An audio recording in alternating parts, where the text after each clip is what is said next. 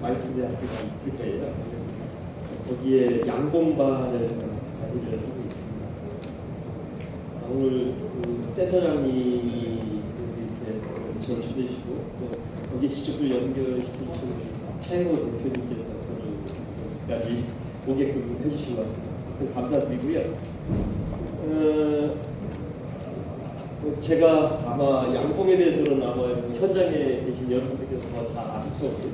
저는 그런 양봉의 그래도 이론적인 얘기를 좀 드리면 이를 하시다가 이런 것이 결국 이렇게 연결되는 거구나라고 이해하시는 그런 정도 수준에서 여러분들한테 좀 말씀드릴 것 같아요.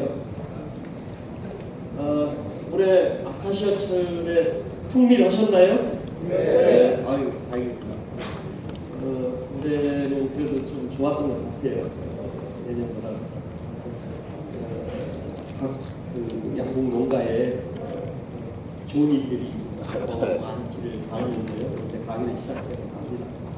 제목은 이래요. 근데 꿀벌의 진화와 관련돼 저는 아까 제 소개하는 데 있어서 농촌진흥청에 근무를 했었고요. 최근에는 여기 김천에 농림축산검역본부라고 아세요? 네. 거기에 여기 김천으로 이사 오기 전까지 그쪽에서 근무를 했었습니다. 그래서 검역 관련 제가 오늘 강의 중에도 그런 얘기를 좀 드릴 건데요. 그런 일들도 좀 했었습니다. 그래서 그런 관련된 이야기들 같이 엮어보도록 하겠습니다. 네, 꿀벌의 진화는 아마 여러분들한테는 뭐 별로 의미가 없을 것 같아요. 그런데 왜 제가 이거를 이야기를 하고 싶냐면 꿀벌이 그냥 꿀벌이 느닷없이 생겼을까요?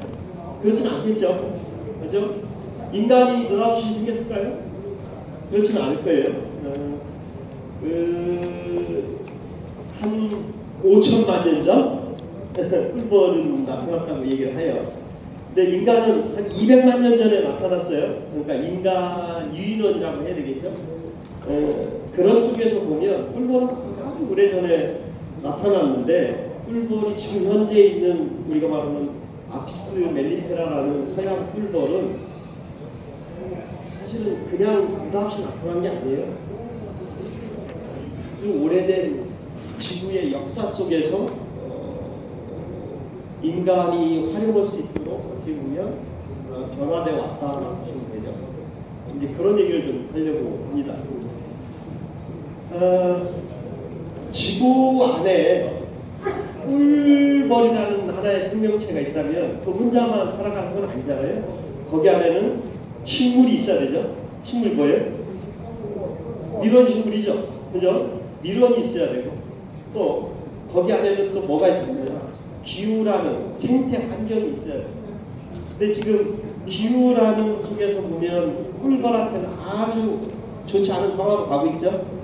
이런 것들을 조금은 생각해보는 시간을 가져보자라는 쪽에서 이야기를 드리도록 하겠습니다. 해보겠습니다. 벌이라는 애들이 있어요. 곤충이죠. 곤충은 뭘로 표현할까요? 곤충은 뭐가 특징일까요? 곤충이? 그렇죠. 다리가 6개가 곤충이에요. 그러면 여러분들 주변에 잘 보시는 거미죠. 거미줄치는 거미. 거미는 다리가 몇 개일까요? 모르세요? 거미. 그러면 꿀벌 응애 있죠. 꿀벌 응애. 모르세요? 꿀벌 응애도? 반응이 없으시네. 꿀벌 응애는 거미에 속해요. 근데 꿀벌 응애는 다리가 몇 개 있어요? 안 세봤어요? 8개죠. 그죠? 거미는 다리가 8개예요. 곤충은 다리가 6개. 그래서 그게 다른 거예요. 거미하고 곤충은. 그러니까 그런 곤충이 다리가 6개. 꿀벌 다리가 6개죠. 그죠? 아니에요? 꿀벌은 다리가 6개인데 그게 그래서 곤충이에요. 곤충이 6개의 다리를 가지고 있는 것이 곤충이다라고 보시면 돼요. 근데 그 곤충에는 여러 곤충들이 많죠. 풍뎅이 아시죠? 풍뎅이. 네, 풍뎅이도 곤충이에요. 나비도 곤충이고요. 근데 꿀벌도 곤충이에요. 그 곤충에 우리가 말하는 벌이라는 꿀벌이 속하는 거를 우리가 목을 얘기할 때 한 30개 정도 목이 있어요, 곤충에. 근데 그 목 중에 하나가 벌목이라는 목이 있어요. 그 목에 보면 벌하고 개미죠, 개미. 개미하고 사춘간이에요. 매우 가까워요. 다른 곤충보다. 개미, 입벌이라는 농작물에 피해를 주는 그런 입을 갉아먹는 입벌도 있고요. 맵시벌, 수나이 저런 여러 벌들이 있어요. 그 중에 꿀벌은 하나예요, 하나. 그죠? 이렇게 막 써놨는데요. 우리가 왜 벌을 얘기를 하냐면, 벌은 지구상에서 가장 인간에게 유용한 곤충이라고 볼 수도 있어요. 그래서 여러분들이 지금 키우시는 꿀벌도 인간에게 가장 유익한 그런 곤충이라고 하지만 그 외의 벌 중에는 많은 종들이 우리가 농업에서 이용을 하고 있어요. 여러분들 딸기 키우시죠? 여기 이쪽에는 딸기 농사를 짓는데 해충이 많잖아요. 그 해충을 요새는 농약으로 방제를 하지만, 기본적으로 농약 방제를 하지만, 최근에는 딸기 농사 같은 경우는 농약을 거의 안 써요. 뭘 써요? 천적을 쓴다 이거죠. 천적을 쓰는데, 그런 천적들이, 많은 천적들이 이 그룹에 여기 벌에 속해요. 벌에서 우리가 유용한 천적으로 사용을 하고 있어요. 그런 것들이 다 여기에 포함되는데, 여러분들한테 또 하나 아주 못되는 게 하나 있죠. 여러분들 말벌이 있죠. 최근에 이제 지금쯤이면 아주 또 농장에서 귀찮게 하는 놈이 하나 있는데, 등거물 말벌이나 장수 말벌이 여기에 속하는 애들이에요. 벌이. 그러니까 걔네들도 꿀벌하고 아주 가까운 친척이라고 보시면 돼요. 그죠? 그래서 그런 애들이 있는데, 꿀벌하고 더 가까운 애들은 뭘 얘기하냐? 꽃벌이라고 해요. 꽃을 찾아다니면서 화분을 따서 자기의 먹이로 이용한 애들을 꽃벌이라고 해요. 그 꽃벌 안에 꿀벌이 속해요. 그래서 여러분들 말벌이라는 애는 보통 몸이 매끄럽고 털이 없어요. 걔네들은. 왜? 화분을 모은 애들이 아니라서. 그죠? 말벌은 꿀벌의 가장 그 단백질이 많은 부분을 가지고 가서 그걸 가지고 새끼들을 키우죠. 모르세요? 그래서 꿀벌을 잡아가잖아요. 그죠? 네. 그게 뭐냐면, 말벌은 자기 새끼들을 키우기 위해서 꿀을 따는 게 아니라 그런 단백질 원으로 꿀벌을 잡아가는 거죠.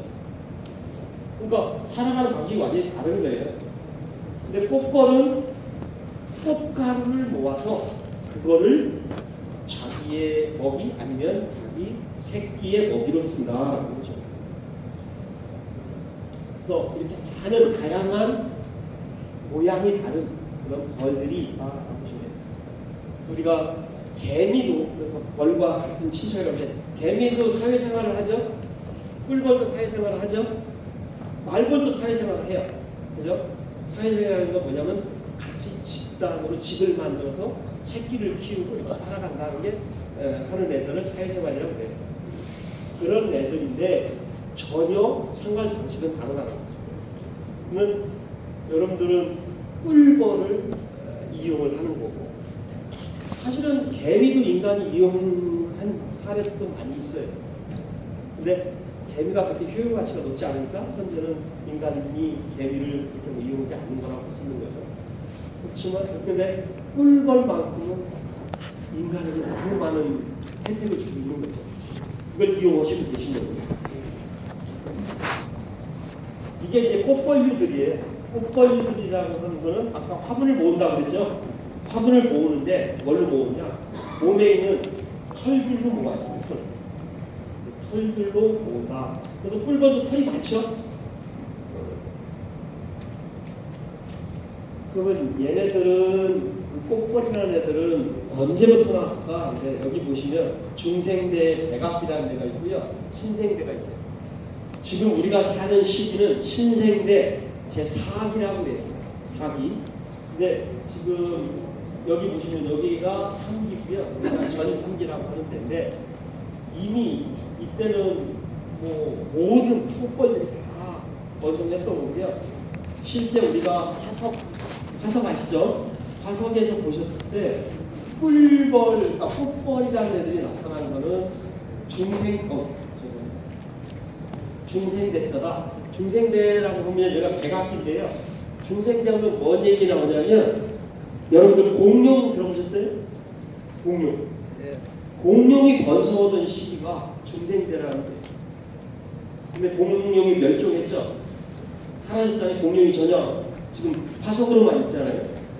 근데 꿀벌은 그때 나타났다고 보시면 돼요. 꽃벌은. 그래서 특히 꿀벌은 여기 이제 이게 꿀벌과인데요.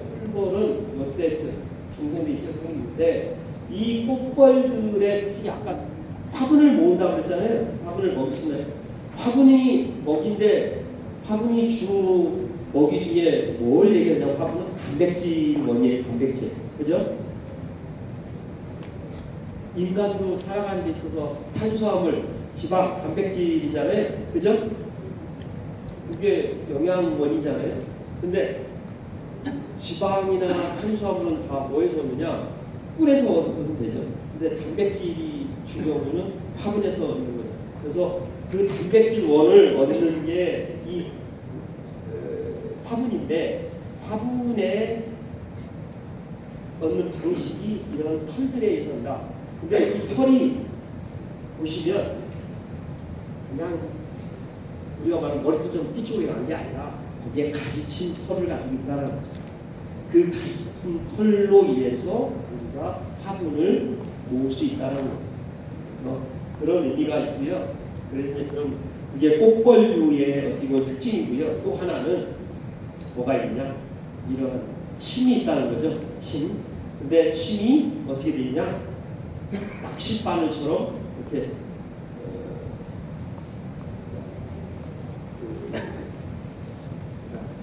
코다 코가 있다는 거죠. 코. 근데 말벌의 침은 어떨까요? 여러분들 말벌침?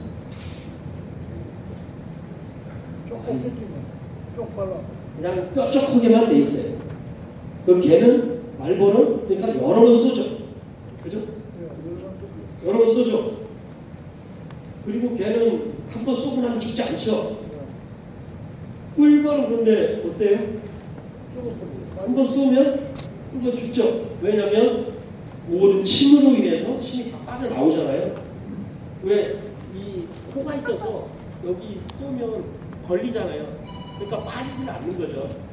그래서 그 빠져나온 부분이 뭐예요?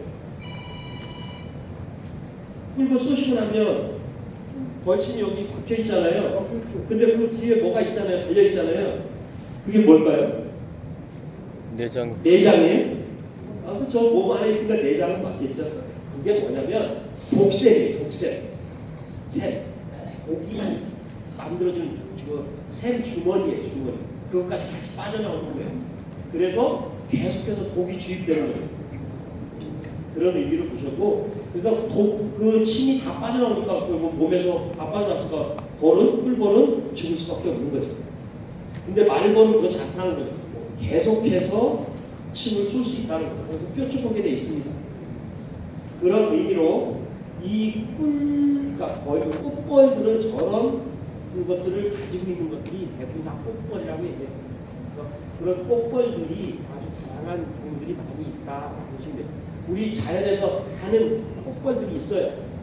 꿀벌 말고도 화분을 채취하는 꿀을 따는 데도 있고요. 다 있어요. 그중에 이런 애들도 있어요. 뭐 가서 오이를 수집해서 식물성 오이를 애벌레 먹이원으로 사용하는 그런 애들도 있고요. 가위벌이라는 애들이 있어요. 혹시 머리뿔 가위벌이라고 들어보셨어요? 이쪽 경북은 사과를 많이 재배하기 때문에 아마 머리뿔 가위벌을 많이 사과 농사 짓는 분들은 사용을 해. 사과원에 가면 대나무 대롱들을 이렇게 다발을 묶어가지고 설치해 놓은 그런 농가도 있을 거예요. 혹시 모르세요? 예천에 그 곤충 연구소가 있는 걸로 알고 있는데 없나요? 여기 예천 가까운 데인데 거기에서는 머리뿔 가위벌을 생산하는 걸로 알고 있어요. 그 머리뿔 가위벌이 이런 쪽에 되는데 걔는 사과원에서 꿀벌보다도 더 방어 활동을 더 잘해요. 사과에 수분을 시켜주는 거죠. 그래 뭐요? 수분 시켜주면 뭐가 돼요? 사과 열매를 맺을 거 아니에요. 그죠? 꿀벌도 그러한 효과. 사실은 여러분들이 꿀을 따고 로얄젤을 채취하고 프로폴리스를 얻고 하는 것들은 꿀벌에 있어서 그렇게 많은 우리가 막 가치로 보면 그렇게 많은 가치가 아니에요. 여러분들 직접적인 현장에서는 꿀을 따는 게 제일 가치가 높은 걸 생각하지만 실제는 꿀벌이 가장 가치는 뭐냐? 화분, 수분 내기, 수분. 꿀벌이 아인슈타인이라는 사람 알죠? 아인슈타인 얘기를 꿀벌이 지구상에서 사라지면 인간은 3년 내지 4년밖에 못 산다는 얘기가 있어요. 인간도 같이 멸종한다는 얘기죠. 그게 뭐냐면 꿀벌로 인해서 우리가 말하는 우리는 잘 모르지만 그 우리가 말하는 과일을 생산하기 위해서 엄청나게 많은 역할을 하고 있다는 거죠. 근데 사과 같은 경우는 꿀벌도 화분 수분 역할을 해주지만 머리뿔 가위벌이라는 애들이 더 잘하고 있어요. 사과원 같은 경우. 그래서 그런 것들을 우리가 꿀벌이 아닌 그런 애들을 대량으로 생산해서 키우기도 하고요. 아니면 사과원에 그런 머리뿔 가위벌이 잘 정착할 수 있도록 그런 대나무 대롱들을 매달아놓기도 해요. 그럼 거기다 집을 져요. 대나무를 신우대라는 거 아시죠? 신우대라는 거를 그 나비를 가운데다 놓고 양쪽을 잘라가지고 그래서 매달아 놓는 거예요. 다발로. 그러면 얘네들이 그 안에다가 칸칸이 진흙을 갖다가 집을 져요. 집을 한 칸씩 지면서 거기에 뭐냐 화분을 따오고 그런 거를 거기다가 넣어가지고 이버고 같이 해서 새끼를 거기다 키우는 거죠. 그렇게 해서 생산을 해낸다는 거죠. 그런 애들이 외국에서는 많이 이런 것들, 그러니까 머리뿔 가위벌이 아닌 이런 종류들도 저런 거는 스티로폴 같은 데다 구멍을 내가지고 집을 만들게 해서 우리가 이용을 한다는 거죠. 인간이 이용 꿀벌 이용을 주고 그런 식으로 이용을 한다. 그게 어디에 이용하느냐? 수분을 시켜주는 작동에 이용을 한다는 거죠. 애꽃벌이라는 거, 얘도 털이 구슬구슬하죠. 이런 종류들이 있는데 여기 보면 한 종인데 미국에 있는 한 종인데 얘는 저 영어 쓰면 죄송한데요. 뭐냐? 무슨 소리냐? 저기 첫자 땡큐를 아시죠? 땡큐, 땡큐, 땡 the umbrella is the next time you bite into a New York apple. 뉴욕 애플이면 뉴욕에서 사과하죠. 뉴욕 사과를 한 입 배부를 때마다 이 꽃벌한테 감사를 해야 된다는 뜻이에요. 이해되세요? 무슨 뜻인지? 결국은 뭐냐면 이런 꽃벌 종류 하나가 미국 사과원에서는 엄청나게 영향을 준다. 그러니까 사과를 열매를 맺도록 하는 데 영향을 준다는 거죠. 그런 그러니까 유용한 곤충들이 많이 있다고 해요. 특히 꽃벌류에 있어서 꼬마 꽃벌 이런 것도 마찬가지다. 그런데 우리가 여러분들 저기 그 도마도 아시죠? 도마도는 옛날엔 노지에서 많이 했는데 지금은 다 하우스가 최소한 유리 온실 이런 데서 재배를 하죠. 근데 도마도를 수분시키는데 꿀벌 써요? 써요? 안 쓰죠. 왜 안 쓸까요? 모르시죠? 왜 꿀벌을 안 쓸까요? 꿀벌이 그게 무슨 문장이 좋은데?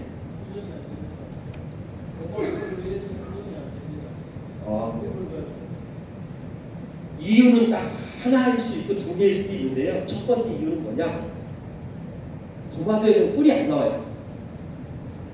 도마도 꽃에서는 꿀이 안 나온다고요. 그러니까 꿀벌이 잘 안 찾아가겠죠. 두 번째, 도마도의 숲화, 우리가 말하는 꽃밭이죠. 꽃밭. 수술에 있는 화분이 딱딱한데 이렇게 씌어져 있어요. 덮여져, 그러니까 쌓여져 있어요. 그거를 깨야 돼. 근데 그거를 누가 깨느냐? 위험한 뒤엄벌 종류 있죠. 호박벌이라고는 뒤엄벌은 얘네들은 저렇게 진동 수분을 해가지고요. 날개짓을 해가지고 깹니다. 그래서 그게 터뜨려지면 또 화분이 터지겠죠. 그래서 이제 그것들을 화분을 이용하는데, 그래서 도마도를 온실에서 재배하다 보니까 결국은 수분 작용을 뭘 시키냐? 옛날에는 서양 뒤엄벌이라는 거를 네덜란드에서 한 통씩 수입해 왔어요. 그게 한 통에 얼마씩 팔았냐? 20만 원 정도 팔았어요. 근데 지금은 우리나라에 우리벌이라고 해가지고 판매되는 게 있어요. 도마도에 농가에서 쓰는데 한 6, 7만 원에 지금 판매가 되고 있어요. 그 정도로 해서 수분을 시켜. 도마도를 수분을 안 시키면 도마도가 안 열리겠죠. 그죠? 그 예전에는 도마도를 아주 오래전에는 도마도를 이 벌로 안 할 때는 뭘 했느냐? 약을 했어요. 도마도톤이라는 그러한 그 수분을 시켜주는 약을 뿌렸어요. 그러면 약을 뿌리면 어떻게 돼요? 씨가 없는 수박 되는 것처럼 도마도에 씨가 없었어요. 그런데 과일이 곤충이 가서 수분을 시켜줌으로 인해서 결국은 뭐가 많아요? 씨가 생성되는 거죠. 그 씨가 있어야만 과육이 단단해져요. 옛날에 도마도가 특히 방울도마도 같은 경우는요, 도마도톤으로 약으로 처리했을 때 씨 없는 수박이 되는 것처럼 씨가 없는 도마토가 되는 거죠. 그러니까 어떻게 돼요? 과육이 흘러져요. 쭉쭉 쳐져요. 삐죽한 도마도, 방울도마도가 났었어요. 근데 우리가 말한 그 약을 쳐서 인간에게 좋을 일은 하나 없겠죠.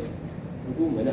자연이 하는데 그 자연이 해줄 수 있는데 자연이 누가 자연이냐? 그게 꽃벌이라는 종류죠. 꽃벌류죠. 그러니까 꿀벌을 포함한 꽃벌류들이 강한 과일을 가져가 지금도 하고 있는 거죠. 따지고 보면. 그래서 여러분들이 지금 양봉하시는 거에 여러분은 꿀을 따는 데 목적을 두시겠지만 실제는 자연계에 있어서는 엄청나게 화분 수분 매개라는 것이 엄청난 역할을 하고 있다는 거예요. 그래서 그만큼 또 공익적인 가치도 크다라고 보겠습니다. 호주에만 있는 종인데 얘네들도 이런 식으로 화분을 모은 애들이고요. 여기 어떤 애들이 있냐면 꿀을 숙성시켜서 거의 알코올이죠. 그러니까 우리가 말하는 꿀술이죠. 꿀술을 만들어서 그걸 가지고 새끼들을 키우는 그런 벌들도 있어요. 그런 애들도 있다. 이제 우리가 말하는 여러분들이 키우시는 꿀벌 종류 중에 여기 이게 디엄볼이라는 애들, 디엄볼 애들은 처음에 월동하고 난 여왕벌은 있잖아요. 혼자 살아요. 그러다가 걔네들이 새끼를 낳으면 그다음부터는 사회생활하는 걸로 바뀌는 거예요. 그런 구조로 바뀌는 애들이 어떻든지 간에 우리가 도마도나 이런 작물을 재배하는 데 있어서는 꿀벌이 아닌 그런 디엄볼 종류들이 더 효과적이다라는 거죠. 그러면 얘네들이 아까 5천만 년 전 얘기를 하는데요.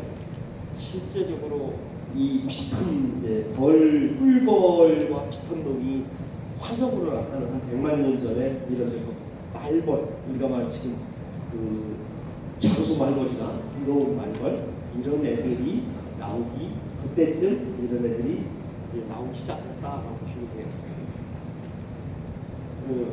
뭐 다 그런 종류들이 이제 나오면서 이제 좀 꽃벌 비슷하게 돼 있죠. 여기 보시면 이렇게 그 화분을 모을 수 있는 다리도 생기고요. 몸에 화분을 가지고 있는 그런 형태들로 화석들이 나온다. 화석 중에요, 돌에다 새긴 화석이 있고, 곤충 같은 경우는 호박이죠. 호박 먹는 호박 말고요.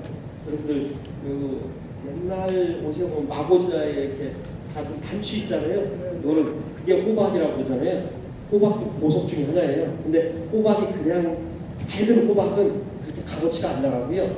그 속에 곤충이 들어가 있으면 값어치가 더 나가요. 근데 그게 화석이에요. 사실 따지고 보면. 근데 호박은 어떻게 만들어지는 거냐? 여러분 송진 있죠. 송진이 굴러 내려오다가 이게 굳어져 버리는 게 호박이에요. 따지는 거예요. 그러니까 그래서 여러분들 혹시 주라기 공원이라는 영화 아세요? 주라기 공원? 그 주라기 공원에서 공룡을 하나 만들어내죠. 인간이. 공룡 어떻게 만들어내요? 모르시죠? 호박 속에 있는 모기에서, 호박 속에 있는 모기, 화석이에요. 화석. 근데 그 모기, 호박 속에 모기가 있는데 그 모기에서 피를 뽑았어요. 빼냈어요. 그 빼내가지고 거기서 유전자 분석해가지고 그거를 다시 공룡으로 만들어내는. 그러니까 어찌 보면 지금은 가능할 수 있는 얘기예요. 예전에 그런 모티브로 해서 영화가 만들어진 거예요. 그래서 공룡이 만들었는데 결국은 그 모기가 뭐예요? 이 중생대 때 모기가 공룡의 피를 빨아먹었다라고 보는 거죠. 그죠? 근데 어떻든지 간에 그러한 그 모기도 마찬가지고 이런 꿀벌들도 그런 중생대 때 이제 시작이 됐다라고 보시면 되고요. 뭐 이런 종류들이 나타나고 있고요. 요거는 바위에 새겨진, 그러니까 우리가 말하는 돌에 새겨진 화석이에요. 근데 이게 꿀벌인데, 그러니까 꿀벌이 아피스라는 속이에요. 여기 아피스 니아티라고 했는데, 아피카라고 했는데, 우리가 여러분들이 키우고 있는 거는 아피스 멜리페라죠. 그 아피스라는 같은 속이에요. 그 속에 있는 이 꿀벌인데요. 이게 뭐 돌에 있으니까 실제로 그냥 돌의 지문으로 남은 거예요.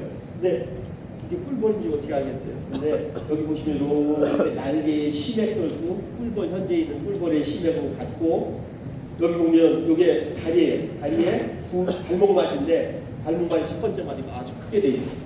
이게 여러분들 지금 꿀벌 보시면 그 발목마디 첫 번째 마디가 뭐 오는 데예요? 화분 모아서 가지고 오는 데죠? 맞잖아요. 여러분들 그 벌통 앞에다가 화분 채취하려면 뭘 달아요? 화분 채취기를 알죠? 양봉 안 했어요? 반응이 없으시네. 재미가 없으신가요? 그 화분 채취기를 달았을 때 꿀벌이 화분을 채취해가지고 들어올 때 화분은 어디다 달고 다리에다 달고 오잖아요. 그죠? 그래서 끊잖아요. 거기서 화분 채취가 떨궈내잖아요. 그때 그 부분이 어디냐? 발목마디 첫 번째 마디에 있는 데다가 화분을 모아가지고 오는 거예요. 화분을 어떻게 모을까요? 원래 꽃에 가서 꿀벌이 둥글어요. 그러면 머리에도 털이 있는데 화분이 있고, 가슴에도 있고, 복부에도 화분이 묻을 거예요. 근데 꿀벌이 그거를 다리에다가 다 빚어오잖아요. 어떻게 빚을까요? 모르시죠? 그런 건. 앞다리로 머리에 있는 화분을 다 빚습니다. 가운데 다리로 가슴에 있는 화분을 다 빚습니다. 뒷다리로 복부에 있는 털에 있는 화분을 다 빚어가지고 그거를 다 모아서 발목마디, 뒷다리 발목마디 끝 첫 번째 다리에다가 약간의 침을 발라요. 침이 뭘까요? 뿌리죠. 뿌리 약간 발라가지고 거기다가 다 뭉쳐서 붙이는 거죠. 자기 몸에 몇 배? 3배 이상의 되는 그러한 무게를 우리가 들고 띠뚱띠뚱 오죠. 근데 우리 인간은 그거를 아주 악랄하게 채취했죠. 걔는 고생을 했는데 그렇게 해요. 인간이 그런 거 보면 되게 무지하게 어떤 꿀벌을 혹독하게 이용해 먹고 있다고 볼 수도 있죠. 그런 의미도 있다. 어떻든지 간에 이 그러한 꿀벌이 신생대 제3기에 그런 화석이 있다, 그러니까 보인다는 거. 그게 이때 이미 꿀벌이라는 애들이 나왔구나 그걸 알 수 있다는 거죠. 그 다음에 동남아에 가면 아주 조그만 벌이 있어요. 꽃에 막 다니는데 걔는 침이 없어요. 침이 없는 애인데 걔도 꿀벌과 같이 사회생활하고 꿀도 모아요. 동남아에서는 걔네들을 어떻게 보면 걔네들 이용해서 꿀을 따는 그런 업도 있어요. 근데 걔네들은 침이 없어요. 스팅리스라고. 스팅이 침이거든요. 근데 리스는 없다는 뜻이고요. 그래서 그러한 벌들도 있다. 근데 그런 벌들이 화석이 있고요.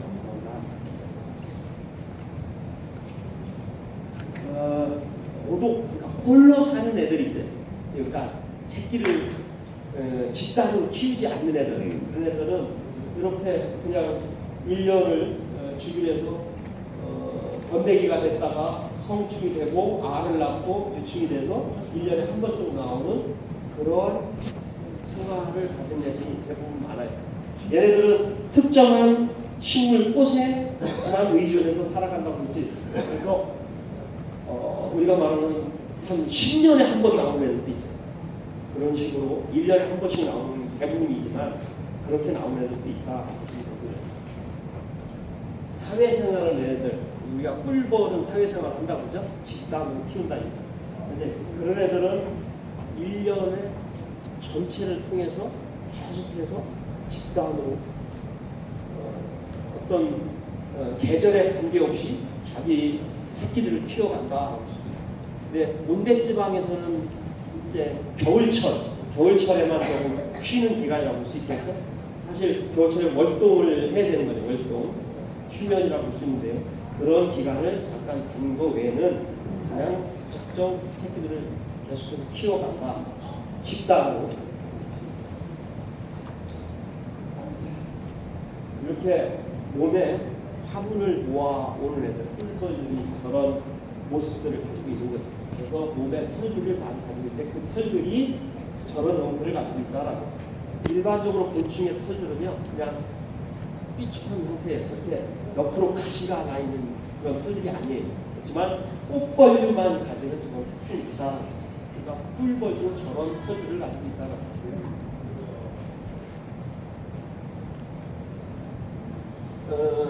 꿀벌 같은 경우 우리가 꽃을 찾으려면 눈이 있어야 되겠죠?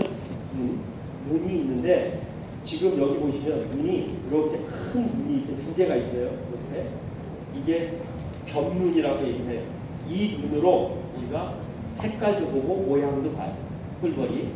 그 다음에 그 위에 여기 이제 더듬이가 이렇게 항상 나오겠죠? 더듬이가 나오고 여기 보면 조그맣게 세 개의 그런 콧눈이라고 있어요.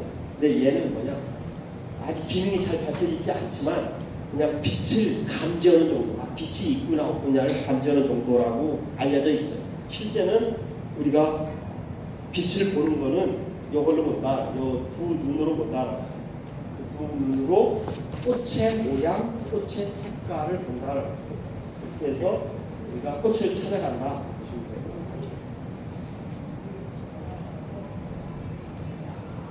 사람은 보는 게 우리가 말하는 무지개 색이라고 그래가지고 빨간색부터 보라색까지 보죠? 그죠? 그걸 가시광선 영역이라고 해요. 가시. 사람이 볼 수 있는 영역을. 근데 곤충은요, 곤충은 빨간색을 못 봐요. 빨간색을 못 보고, 그래서 어찌 보면 인간하고 좀 달라요. 그래서 곤충이 보는 영역은 여기 지금 이 빨간색을 못 보고 사람은 여기 빨간색부터 바이올렛이라는 보라색까지 보는데 곤충, 꿀벌도 마찬가지. 꿀벌도 이 빨간색을 못 보고 오렌지색부터 이쪽 바이올렛, 보라색까지 보면서 곤충은 사람이 못 보는 하나의 또 영역을 봐요. 어디냐? 자외선 영역. 자외선을 본다. 여러분들 배추밭에 배추 신나비로 하얀 나비가 날아다니죠. 나비 아세요? 배추 신나비라고 보셨어요? 배추밭에 무밭이나 이런 데 보면 하얀 나비가 날아다녀요. 근데 걔네들도 암수가 교미를 해야 새끼를 낳을 거 아니에요? 알을 낳을 거 아니에요? 그죠? 그런데 그 암컷이죠. 배추나비 암컷이 젊은 수컷을 더 잘 찾아요. 늙은 수컷보다. 왜 그럴까요? 젊은 놈이 저기 정자도 활력이 좋을 거 아니에요? 그죠? 그래서 젊은 수컷을 더 잘 찾아요. 근데 젊은 수컷을 어떻게 찾을까요? 냄새. 모르시죠? 늙은 수컷하고 젊은 수컷 아세요? 어떻게 찾느냐? 늙은 수컷은 활동을 많이 했겠죠? 젊은 수컷은 활동을 좀 덜 했겠죠? 근데 나비의 날개에는 뭐가 있냐면 인편이 있어요. 날개에 아주 많은 인편들이 촉촉 이렇게 쌓여져 있어요. 근데 그것들이 활동을 많이 하거든요. 그 인편이 떨어지겠죠? 그죠? 그러니까 인편이 많지 않다는 얘기죠. 근데 그 인편이 뭐라고 그러냐?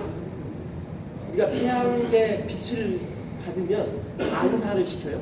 반사, 회절 뭐 이런 거 해요. 근데 그 반사, 회절을 하는데 인편이 많은 애들은 강하게 반사를 시키고 인편이 없는 애들은 적게 반사를 시키겠죠. 그걸 암컷이 눈으로 뭐 가시광선이 아닌 자외선 영역을 본다는 거예요. 그 자외선의 반사를 읽는다는 거죠. 그래서 젊은 수컷을 찾는다는 거예요. 그게 연구로서 알려진 결과예요. 결국 마찬가지예요.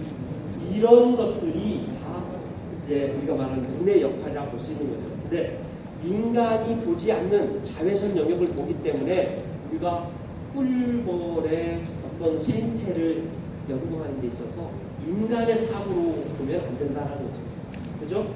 이 인간이 보지 않는 그런 꿀벌이 구름 낀 날도 방어 활동을 하죠.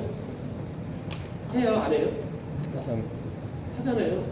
하는데 원래는 꿀벌이 햇빛을 보고 자기 집을 찾는다고 그랬잖아요. 해외의 그 위치와 자기 집에 나갈 때 위치와 각도를 가지고 다시 돌아온다 그러잖아요.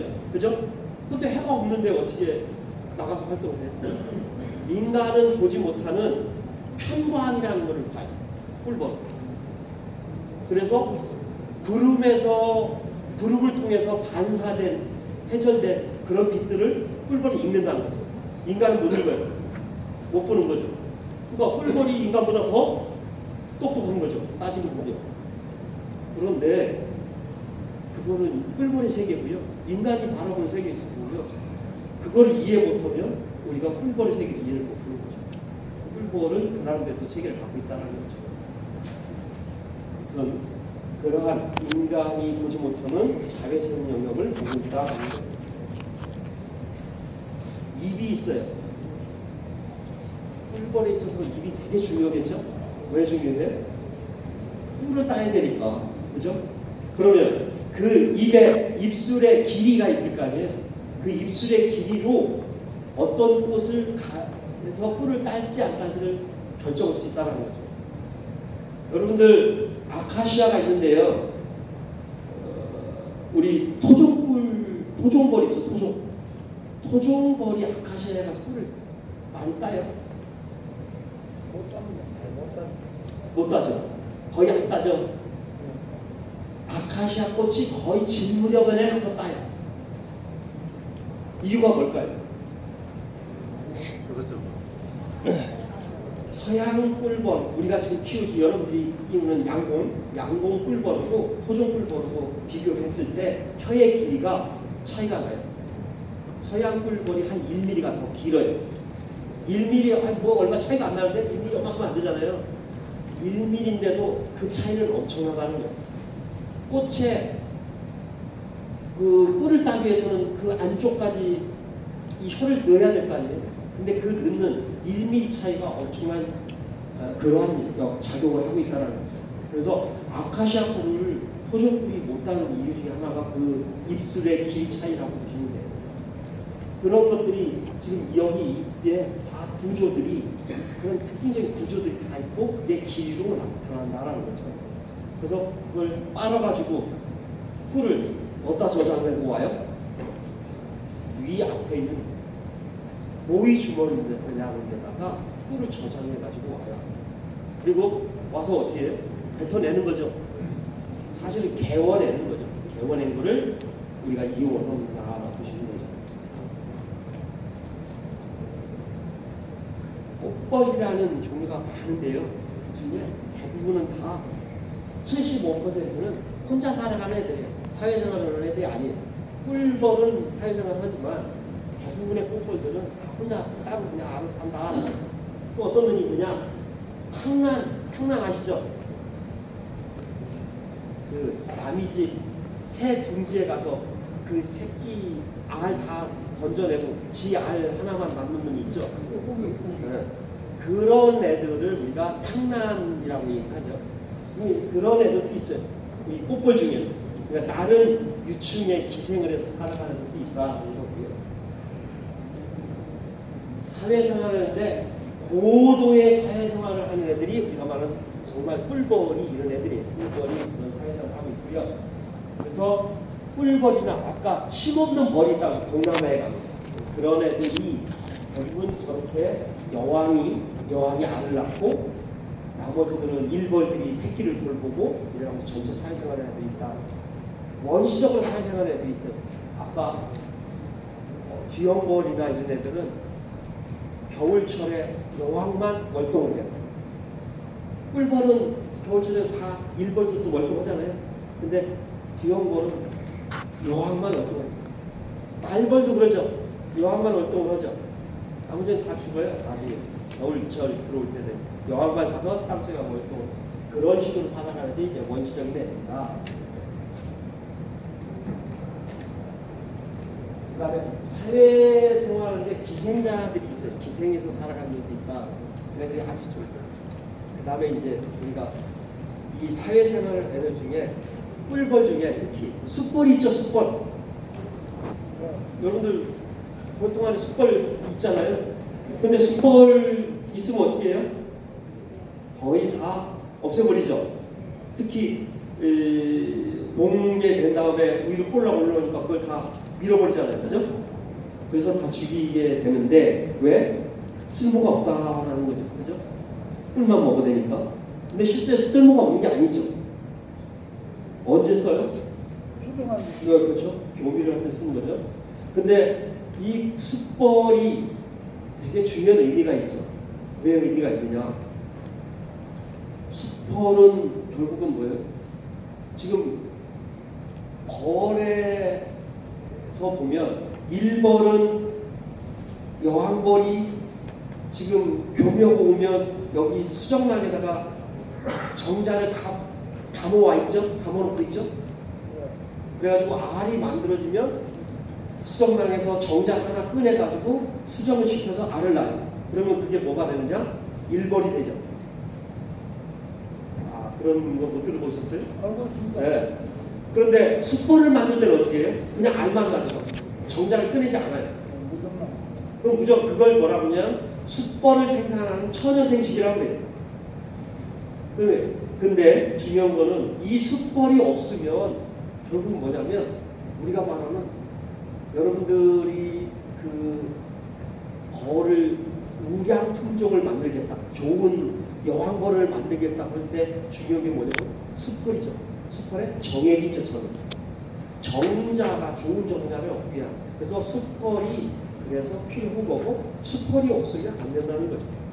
숯벌이 없으면 여왕 그냥 하나의 숯벌만도 만약에 계속해서 간다고 치면 일벌들이 결국 뭐가 되냐면 우리가 말하는 그 유전자가 한계가 와가지고 결국 다 망가지게 될 거예요. 우리 섬나라 있잖아요. 섬나라.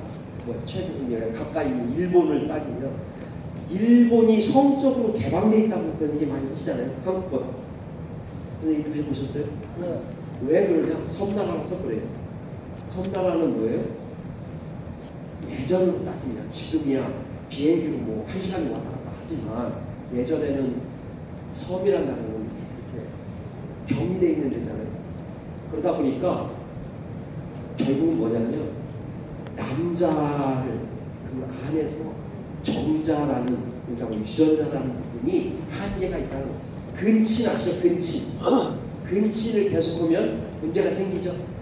그런 것처럼 결국은 섬나라는 자기네들 뿌리만에 계속해서 교배가 이루어지면 근친으로 가서 유전자가 폐화돼서 결국 망가지게 돼요. 그래서 외부에서 이 유전자를 계속 공급해줘야 되는 거예요. 그게 결국은 꿀벌에 있어서도 여왕벌이 교미를 때 숲벌 한 놈하고만 하지 않죠. 한 몇 마리 이상하고 교미해서 정액을 다양한 정액을 확보를 하는 거죠. 그게 뭐냐면 근친을 막기 위한 거라고 볼 수 있어요. 그런 의미로 우리가 좋은 숲벌이라거나 좋은 공군을 이 육종을 하는 데 있어서 되게 숲벌이 필요하다는 거죠. 숲벌이 쓸모가 완전히 없는 건 아니다. 그런 의미에서 얘기합니다. 꿀벌이라고 보시면 되고요. 자, 꿀벌이 있잖아요. 자기 집에서 나가가지고 다시 자기 집을 찾아 들어오잖아요. 근데 아까 해의 방향, 각도 뭐 이런 걸 따진다고 했어요. 근데 기본적으로 꿀벌이 자기 집에서 나갈 때 지금 빨간색 있죠? 빨간색? 빨간색처럼 이렇게 자기 집을 보고 뒤로 이렇게 넓혀가면서 비행을 나간다는 거죠. 그러면서 뭘 하느냐? 그 자기 집 주위를 스캔하는 스캔. 그래서 돌아올 때 그 스캔한 내용을 그러니까 인지해서 다시 그렇게 자기 걸통을 찾아온다는 거죠. 다시 돌아올 때 이렇게 얘가 이렇게 돌아 들어간다는 거죠. 돌아 들어가는데 사실은 어떻게 가느냐? 여기서 나와서 이렇게 천천히 떠 올라간다는 거죠. 그래서 하늘에서 자기 주변을 스캔해서 들어간다. 그렇게 꿀벌도 행동을 한다.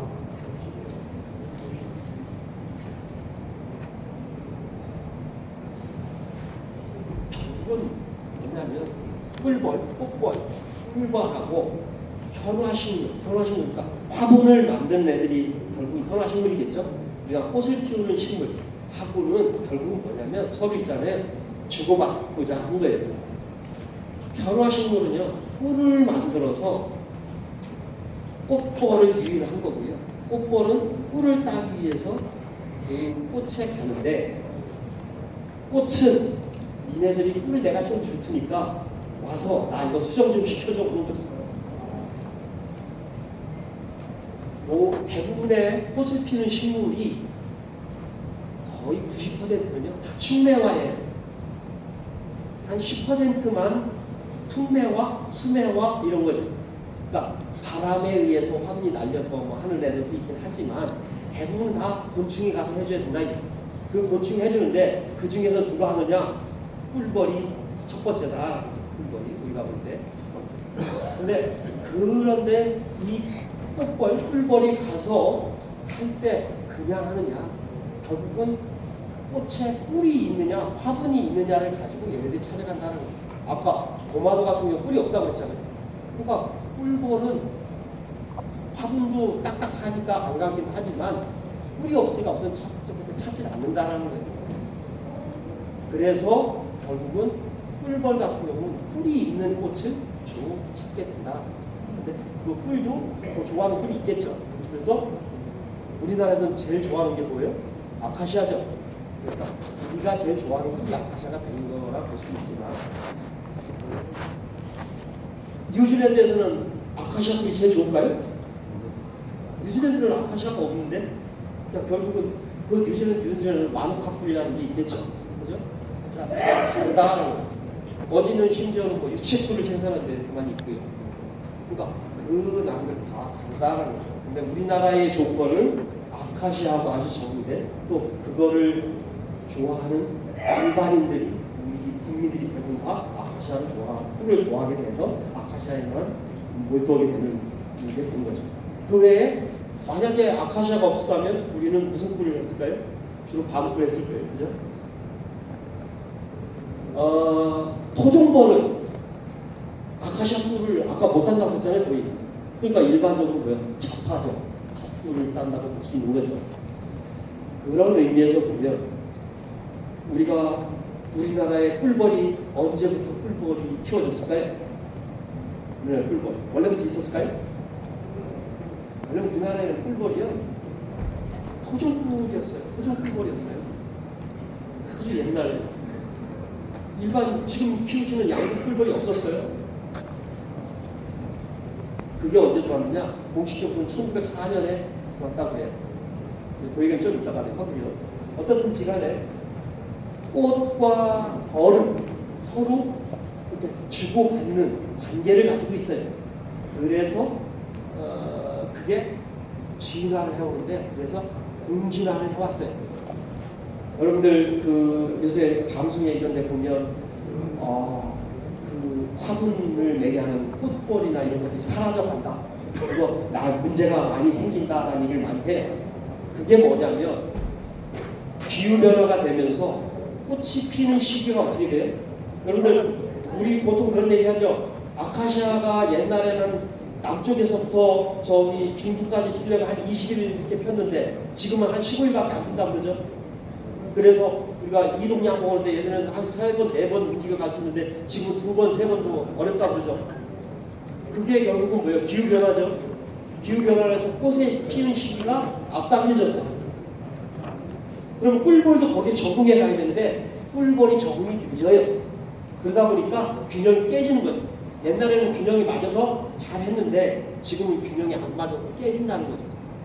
그래서 우리가 기후변화를 무섭게 생각하는 거죠. 지구 환경이 변하면 어떻게 변할지 모른다는 거예요. 그래서 우리가 지구 자연을 보존하는 의미가 그런 데서 나오는 얘기일 수도 있는 거죠. 이게 다 깨져버리면 결국은 꿀벌도 망가지게 되는 거고요. 그러면 식물도 결실을 못 맺겠죠. 이렇게 되면 결국은 다 붕괴되는 거겠죠. 다 붕괴. 이런 의미가 교활한 애들도 있어요. 지금 이건 난이죠. 난인데 얘 모양이 있잖아요. 벌의 모양을 갖추고 있어요. 그래서 암컷 벌 모양으로 꽃이 바뀌어져. 모양이. 그러니까 수포를 찾게 오도록 만든 거죠. 이런 식으로 자기 모양을 바꿔서 다른 벌들이 오게끔 만드는, 그렇게 또 진화를 해오게 했다는 거죠. 그러니까 서로 간에 다 꽃도 나름대로는 자기의 열매를 맺기 위한 수단을 강구하고 있다는 거죠. 반대로 얘는 뭐냐? 꿀을 따려면 저 밑에 가서 저기 주둥이를 넣어가지고 따야 될 거 아니겠어요? 근데 그렇게 않고, 나 귀찮아. 그 꽃 저기 꿀 가장 많은 데 있잖아요. 거기에다가 구멍을 뚫고 그냥 주둥이로 구멍 뚫고 거기서 꿀만 쪽 빨아먹고 가요. 그럼 화분 매개가 안 되겠죠. 수분 매개를 못 해주겠죠. 그렇게 하는 벌들도 있다는 거예요. 그러니까 다 나름대로 자기의 무기를 갖고 살아가, 이렇게 보시면 돼요. 얘는 귀염벌이, 아까 얘기했지만 도마도의 서양 귀염벌이 화분이 이 안에 꽃밥이 그 안에 들어가 있어요. 이걸 깨줘야만이 꽃밥이 터지는 거죠. 근데 이거를 꿀벌은 약해서 못 얻다는 거죠. 귀염벌은 주둥이가 크고 이 몸의 몸도 크기가 커서 그걸로 진동시켜서 이거를 터뜨린다. 그래서 그런 의미에서도 이런 방법들이 있다. 그래서 유럽에서는 이 서양 귀염벌을 이용하기 전에는 아까 도마도톤이라는 약도 쳤지만 진동시키는 그런 기계가 있어요. 그걸로 도마도를 흔들어가지고 저 꽃밥을 터치는 그런 기계도 있어요. 화분을 시켜준다 했죠. 그러면 많은 노동력이 들어가겠죠. 근데 노동력이 안 들어가고 거울을 딱 집어넣어요. 여러분들 겨울철에도 양봉 돈을 많이 벌고 계시잖아요. 그게 뭐냐면 여기 거창이나 이런 데도 딸기 하우스 많으시잖아요. 거기에 지금 꿀벌 벌통 넣잖아요. 사실은 딸기에 있어서 만약에 벌통이 없었다 그러면 딸기 농사 겨울철에 못 진다고 그럴 때 그렇지 않으면 약을 취해야 돼. 그 수정시키려면. 딸기 옛날에 딸기 보시면 막 이상한 닭뼈슬 같은 딸기들도 있고 막 그러죠. 그런 거 옛날에 많이 보셨잖아요. 노지 딸기 특히. 그거는 뭐냐면 그렇게 모양이 나오는 거는 수정이 잘못된 거예요. 딸기는 꽃에 그 하나하나 보시면 딸기 때 딱 열려 있는데 보면 거기 하나 뭐 키 같은 게 있잖아요. 그게 다 하나의 다 꽃이에요. 그게 수정이 다 그 부분이 다 시가 돼야 예쁜 딸기 모양이 되는 거예요. 근데 그거를 누가 해주느냐? 꿀벌이 해주는 거예요. 약을 치면은요 아마 엉망인 딸기들이 많이 나올 거예요. 그런 관계에 있어서 꿀벌이 되게 좋고 그 꿀벌을 우리가 겨울철에도 여러분들 뭐 한 통에 몇십만 원씩 해서 넣으시잖아요. 그죠? 그게 결국은 딸기 농사를 겨울철에 짓는데 양봉 농가 입장에서 보면 그게 그 수입이 되는 거죠. 겨울철에. 그런 의미를 가집니다. 그래서 화분 매개라는 게 우리가 꿀을 따는 것보다 더 이익이 될 수 있는 부분이 많다라는 거죠. 오늘은 사실은 이 꽃벌이나 꿀벌 다 마찬가지고 그리고 화분 매개 때문에 살아가는 거예요.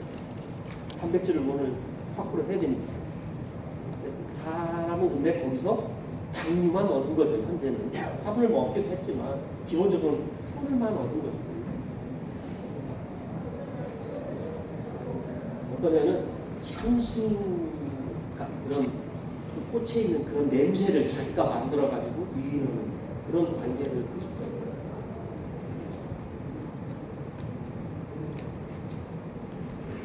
여기는 한 15분 쉴까요? 예. 15분 쉬었다가 11시